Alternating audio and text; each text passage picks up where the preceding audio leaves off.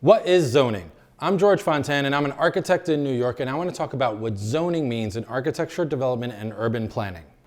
Zoning is a set of regulations that determine the use and bulk for buildings. Use will determine what goes where, and bulk is the general shape and size of a building. Before we get started, don't forget to hit the like button, hit subscribe if you want to see more videos like this, and leave comments below. Let me know if there are any questions or topics you want to discuss in the future.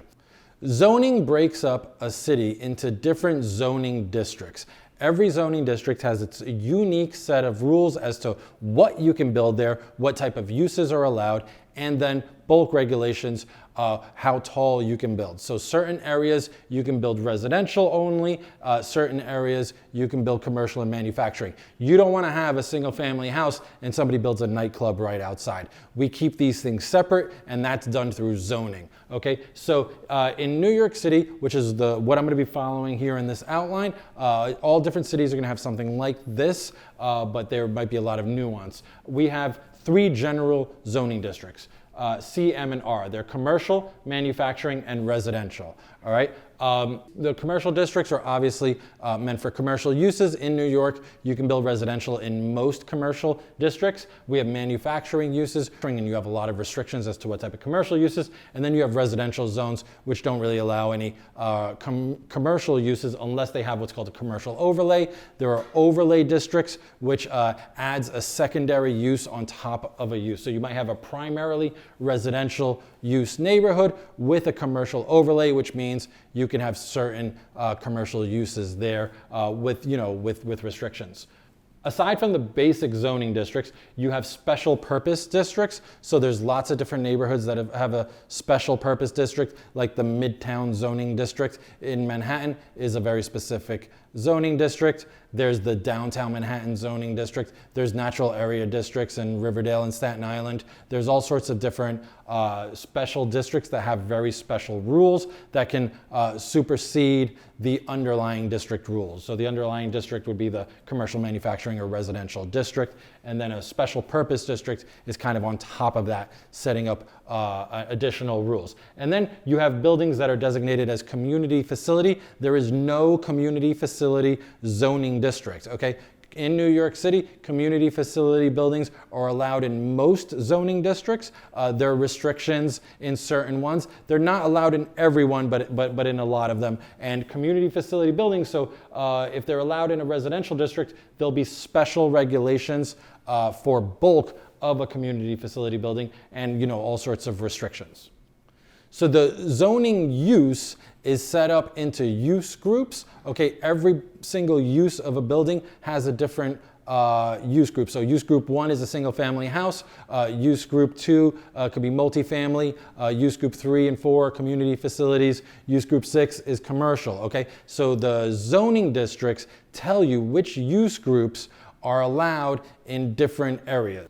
And that's how city planning determines what type of buildings go in what locations. Aside from use, zoning also dictates bulk. So bulk is the general shape and size of a building, okay? Every zoning district is gonna have different rules. So in Midtown Manhattan, you can build a really tall high-rise skyscraper, but in a residential neighborhood in Queens, you're gonna be restricted to much lower heights on construction. So the bulk is the general shape and size of what you can build. It's gonna dictate things like if it's residential, lot size and lot area and width. So this is how wide can a lot be. If you want to subdivide a lot in half, okay, there's minimum sizes of what they can be. One big zoning bulk regulation is FAR. This is floor area ratio. It's pronounced FAR, not FAR. Okay, professionals always say FAR. Floor area ratio is a calculation that determines how many square feet a building can be. The total square footage for an entire building, when you add up all the floor area of all the floors, what's the total building square footage? That's called FAR, or floor area ratio. We have another video explaining floor area ratio. I'll put a link in the description below. Floor area ratio is the rule that will really determine the size of the building as far as square footage is concerned. Okay, if it's a residential building, density, how many apartments can you have there? This is referred to as the DU factor. I usually just call it density. It's how many apartments. This is a calculation based on the floor area ratio. So you can't just put as many apartments as you like. There's a specific set number of apartments that can go into a building based on the floor area ratio and the density factor, and then you do the formula, and that determines you can do, 30 apartments in this building or whatever it is. Zoning will also determine yard regulations. Okay, there could be a minimum dimension for rear yards, front yards, side yards. For example, residences in New York typically have a 30-foot rear yard. Commercial buildings have a 20-foot rear yard. Not all districts are going to require side yards or front yards. Some do, some don't. Okay, so your yard regulations, that means you cannot build in the required rear yard. If you have a 30-foot required rear yard for a residential building, you can build in here, in this area. You can't build beyond that point. So it determines these distances where you can and cannot build. All right, it's also going to determine distances between two buildings sometimes. Okay, certain zoning districts say, two houses can't be closer than this together. Or if you have a development with multiple buildings, there can be regulations about how far these different buildings can be spaced together.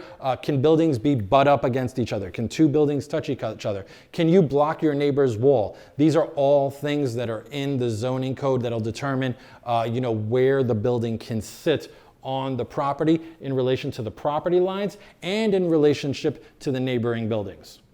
Of course, zoning code regulates the building height. What's the maximum building height? This is determined in lots of different ways. So in certain zoning districts in New York, for example, if you're using the quality housing program, which it's actually just a set of bulk regulations, okay? Buildings are determined by a building height and a base height, okay? So this can regulate the requirement for setbacks, which is very normal in New York. You'll see lots of buildings in New York have a setback. That's where the top of the building is in from the street, okay? This is meant to let light in. If you've ever been in downtown Manhattan, some of these older streets, you're gonna see that they're really dark, very claustrophobic, no light gets in. That's why we have zoning codes today, because people could just build whatever they wanted, and it kind of didn't turn out to be so great for city planning. So they created rules for setbacks, and buildings have to go back to allow light into the street at a certain elevation. There's lots of different ways that setbacks are determined in the zoning code. Sometimes it's by a base height, which just says at a certain height you need a setback, but sometimes it's by a sky exposure plane, which is an imaginary plane that your building cannot penetrate.